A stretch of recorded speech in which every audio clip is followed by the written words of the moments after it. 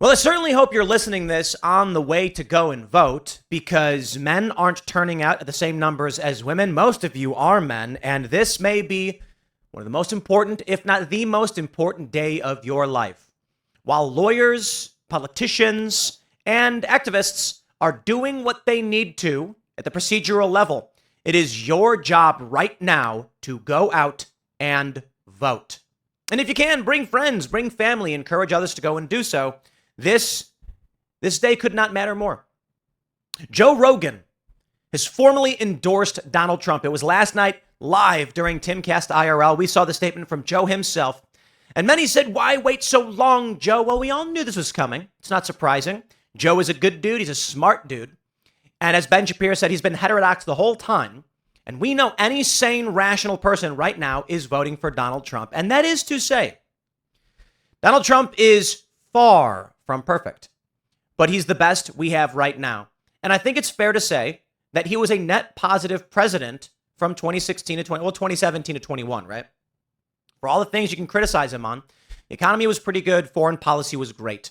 And these are the things we can look forward to in a new Trump administration. Right now, things are not so great. TGIF just announced that they're filing bankruptcy. We've got Hooters on the brink of bankruptcy, Big Lots on the brink of bankruptcy, Walgreens is shutting down, 7-Eleven is shutting down. So don't come to me and say the economy is doing well.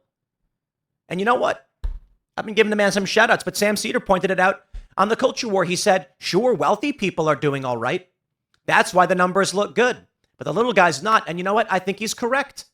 So right now, the people feel the pain. Something is not right with this current system. An open border, this country being flooded by low-skilled workers illegally, is not going to help improve this economy, nor will mass spending on war.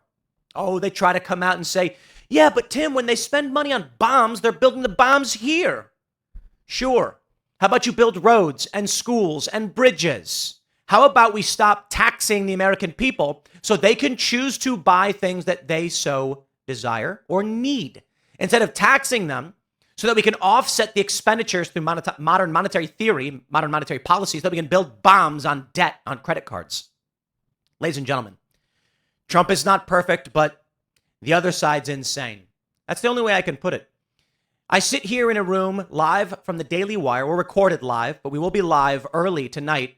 I believe it will be 6 p.m. Eastern, 5 p.m. Central. And I'm noting that, Ben Shapiro, Jeremy Boring, co-CEO of Daily Wire, says he's not a staunch a Trump defender, but he will vote for the man. It makes sense. He is pro-life. He wants to end abortion, but he will vote for a man who is working in that direction. And so here we are, people of various political backgrounds.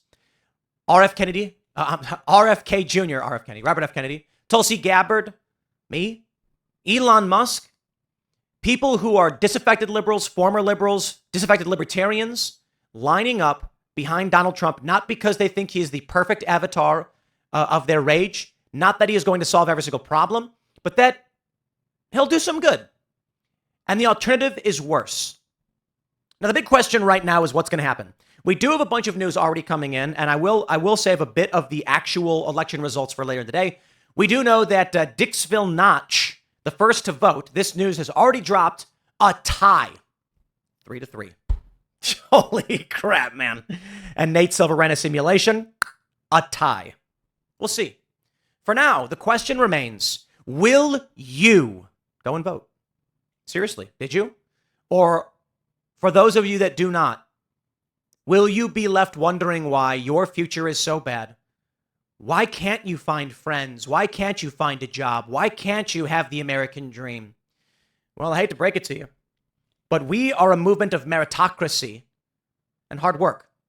And if you right now listening to this video have decided that you will do none of it, not even one of the most simple things, go vote.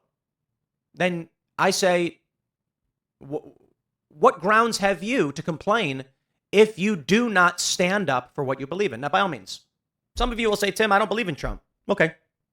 Some people will say, yeah, well, he's pro-abortion and I'm pro-life. Sure. Donald Trump gave us good foreign policy, the best of my life. We had a good economy, the best numbers of our lives. So saith CNBC. I don't think Trump is perfect. There's a lot of issues pertaining to the foreign policy that I think were bad. And of course, the man has got his flaws. But if you want to vote for open borders, the reshaping of swing states to create a permanent Democrat electorate, and you will never gain ground again, so be it. Sit around. Because I imagine that's what many of the Democrats want to do. Or if you believe, as I believe, if you see as I see and you would seek as I seek, then on this November 5th, you will go out and vote. It's not even that hard, is it? Joe Rogan's endorsement. The Guardian, the influential podcast host, posts endorsement on X. Well, here you go. The great and powerful Elon Musk, says Joe Rogan. If it wasn't for him, we'd be effed. He makes what I think is the most compelling case for Trump you'll hear, and I agree with him every step of the way. For the record, yes, that's an endorsement of Trump. Enjoy the podcast. I love this guy, Joe Rogan. I love this guy. He's got the best show. He's a smart guy. He's an inquisitive guy. He does what's right. And I always believed, as I've been saying for the past several months, Joe will vote for Donald Trump. And now his formal endorsement. And some say, but it's why so late? I think it's perfectly timed, if you ask me. An opportunity to have the conversation. And then right before Election Day to drop the news so that everybody runs it far and wide. Joe Rogan endorses Trump. I hope every single young man who has questioned why they struggle, questioned why the system is broken, hears this and says, I'm going to go vote. We've already seen data out of Arizona that Gen Z men are skewing Republican by 5 points. But in Dixville Notch, it is a tie. So we don't know exactly what's going to happen, my friends. But the question is from Newsweek, will Trump's Joe Rogan interview help win the White House? Analysts' verdicts. Oh, boy. How fun is this? Former President Donald Trump sat down for an anticipated 3-hour interview on the Joe Rogan Experience on October 25th, marking the first appearance of the popular podcast. Throughout the interview, Trump made criticisms of Kamala Harris, describing her as a very low IQ person and speculating that she would be laying on the floor comatose if she were subjected to a rigorous interview with Rogan. Hence, she ditched it. Prior to hosting Trump, Rogan had been vocal about his reluctance to invite the former president. However, as the election approached, Rogan's stance shifted, and now Rogan himself has endorsed this. Trump's campaign push to reach younger, predominantly male voters who view Rogan's podcast as an alternative to the mainstream media. Analysts have weighed in on the impact of this interview for Rogan and Trump. Jane Hall, Trump's appearance on Rogan's podcast plays into Trump's strategy of bypassing traditional media. And Trump will reinforce his populist message, blah, blah, blah. We've got Andrew Salepik, PhD. His appearance on the Rogan podcast was positive for his campaign for multiple reasons. In a tight race where a few thousand votes across key swing states could determine the outcome, the interview attracted over 40 million views on YouTube alone. Many of those viewers may be in swing states. Rogan also posted the interview to X.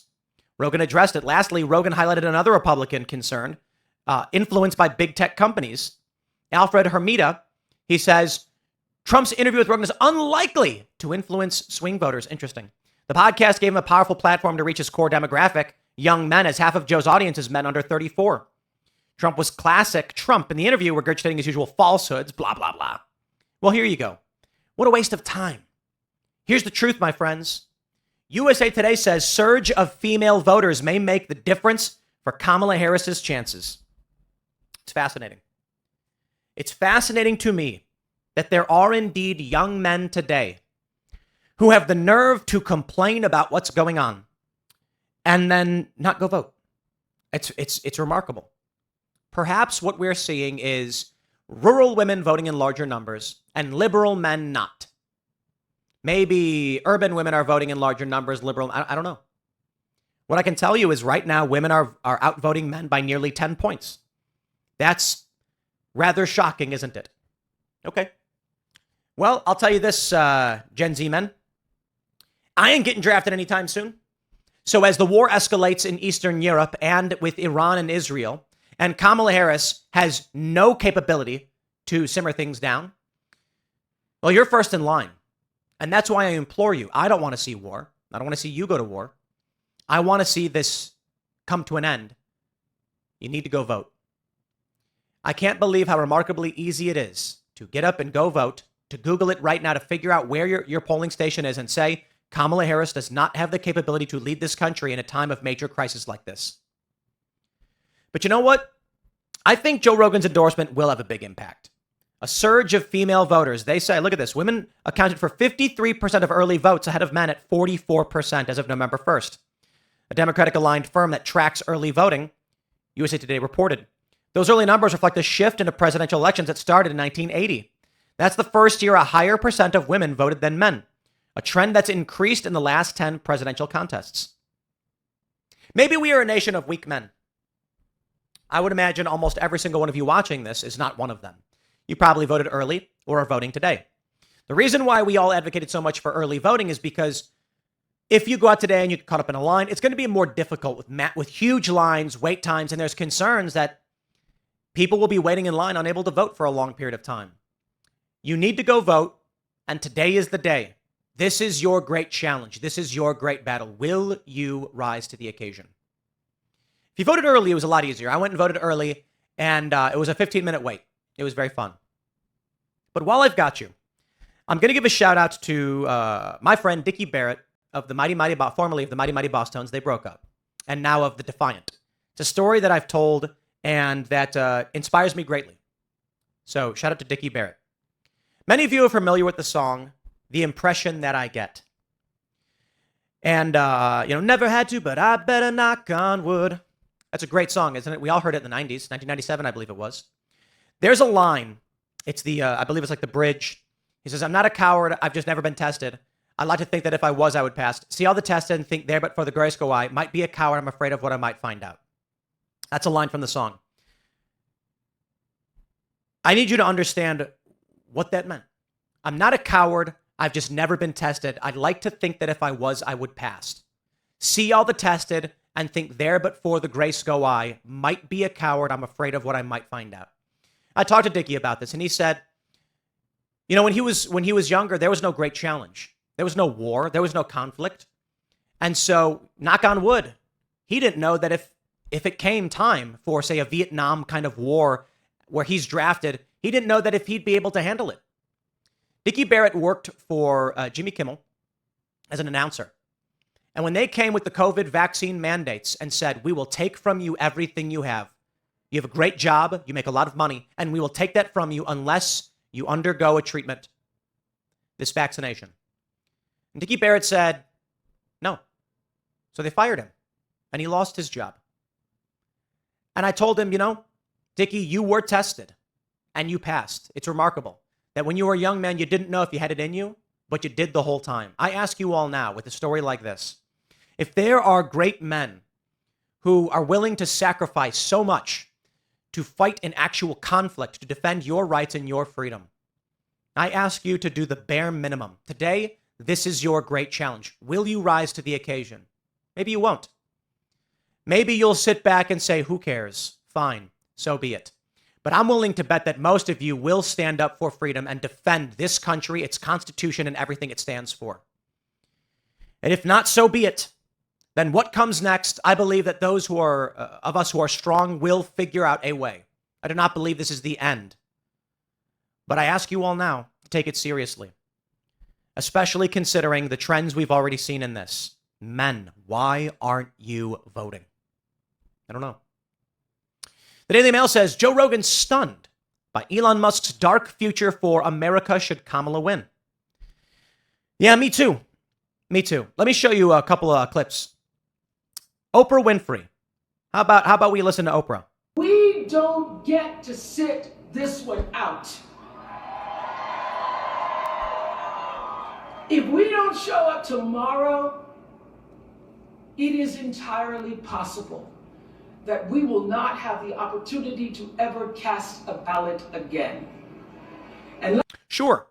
As Clint Russell points out, Oprah says that if Trump wins, it's entirely possible that we will never have the opportunity to cast a ballot again.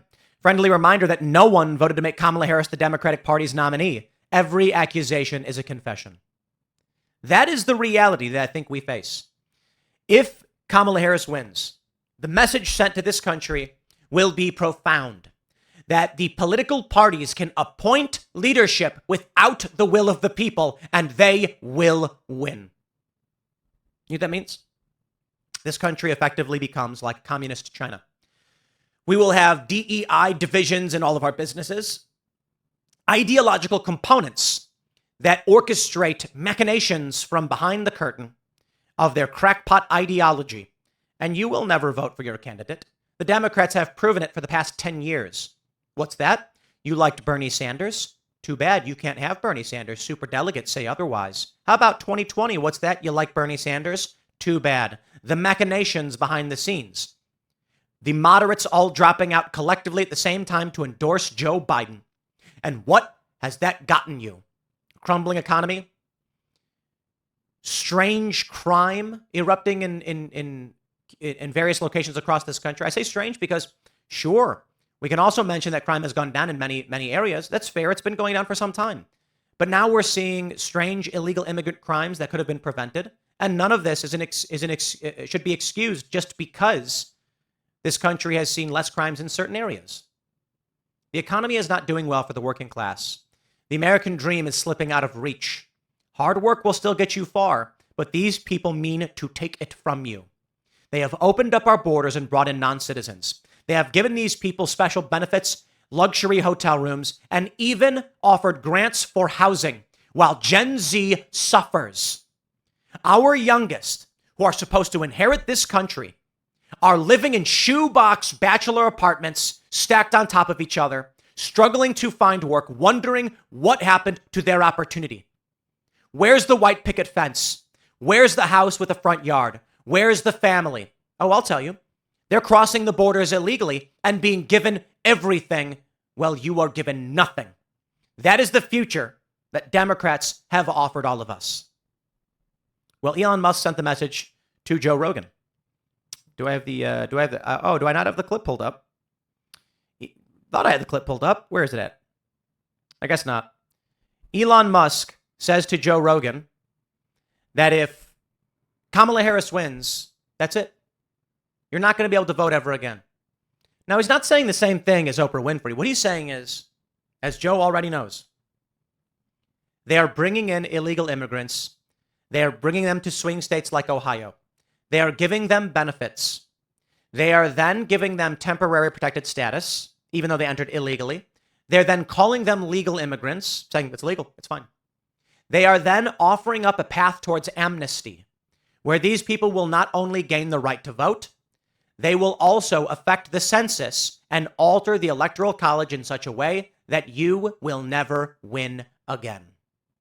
So today, this is your great challenge. Will you rise to the occasion?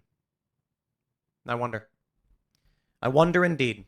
Part of me wants to be optimistic and say, who would stumble upon such a video but refuse to vote? You know, Ben Zeisloft. Let me show you this man. Jesus Christ is Lord, husband, editor at the Republican Sentinel, former Daily Wire, opinions my own, 30,000 followers. He says, I'm an evangelical voter in Pennsylvania. Donald Trump could have had my vote had he not started to support most kinds of abortion and vowed to fund IVF with my tax dollars. I am casting my vote for Dusty Devers as president and for Bradley W. Pierce as vice president. I know that both men fear the Lord and would establish justice if they were elected. This man, I believe, is dangerously ignorant, ideologically zealous, and it is this mentality which will lead us to ruin. Let me simplify his point. We stand before a great battle. The battlefield before us that is election day. Far to the other side is the fortress of the far left. Where we stand, far from this battlefield, is the fortress of the far right. Now, most of us aren't far left or far right, but we do stand before this great battlefield. It is an absurdity to criticize your potential leader's plan because he has not tried to walk past a battlefield and straight to the enemy's fortress. It's the stupidest thing I've ever heard. Where are we today? The idea that Donald Trump is going to ban abortion outright is an absurdity. The idea that anyone could get elected and radically alter the shape of this nation beyond where it is an absurdity reserved only for the most cult-like zealots. No, any sane, rational person knows wars are won on the battlefield increment by increment. Now, this is a political battle, and I hope it remains as such. But that means that if you want to make gains, You have to choose from where you are battling from. The idea that Donald Trump, as the leader of this current movement, can bypass the entirety of the cultural conflict and overnight win you your far-off political victory is the stupidest thing I've ever heard. But let me just add on top of that. The man who got Roe overturned is losing evangelical votes because of abortion? Okay, I guess. Well, then these people are liars or they're dangerously stupid. The reality is this. I'm not a staunch pro-lifer. There are things I'm willing to compromise on. I think foreign policy is one of the most important, if not the most important thing to consider.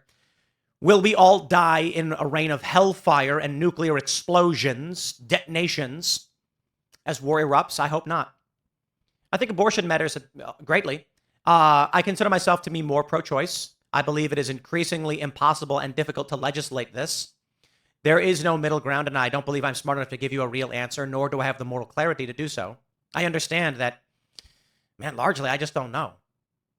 What I can tell you is I think abortion is wrong, but there are complications when you have a conversation constitutionally about where we end up here. And I can tell you that on this day, my friends, you will not win a political battle if you are screaming, we want the most extreme outcome.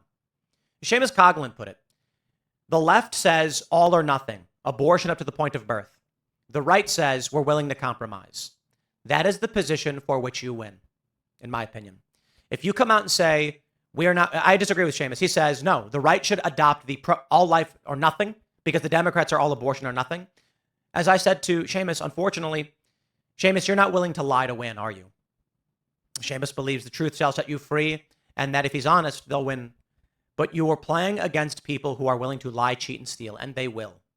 Which says to me, we must win incrementally. Now, my biggest issue is not abortion, and I don't know where we end up. What I can tell you is we will all be dead in a rain of nuclear hellfire if Kamala Harris exacerbates the conflict. There's no guarantee she does. But as Jeremy Boring pointed out, the risk that he sees with Kamala Harris is that she may overreact and overcompensate to try and show strength where Trump would not. I don't know. I wish I could see the future. What I can tell you is I'd prefer somebody else, to be completely honest. But this is what we have before us at a time of great peril. And everyone of sound mind is lined up behind Donald Trump for good reasons. I think you should too. And so, Ben, with all due respect, I understand your position, but I believe you are taking an overzealous position which threatens to risk your own ideology, and it will drive your goals completely in the other direction. If Kamala Harris wins, there will be unregulated, unrestricted abortion to the point of birth, and even in some circumstances after the baby is already born. We saw that from the former governor of Virginia when he said the baby will be delivered, brought into the other room, made comfortable, and then they'll decide what to do. Don't believe me? Google it. Governor Northam on the radio interview where he said they'll decide what to do. We know what he means by that. So let's make the logical decision today, my friends, and go out and vote.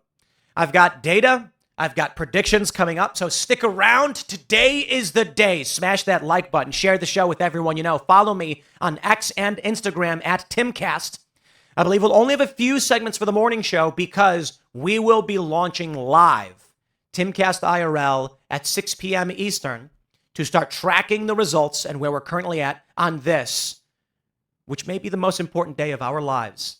I say it may be because I think for most of you, the birth of your children was probably more important. But for the sake of our country and what our children may inherit, today, it matters. Thanks for hanging out, and we'll see you all in the next segment.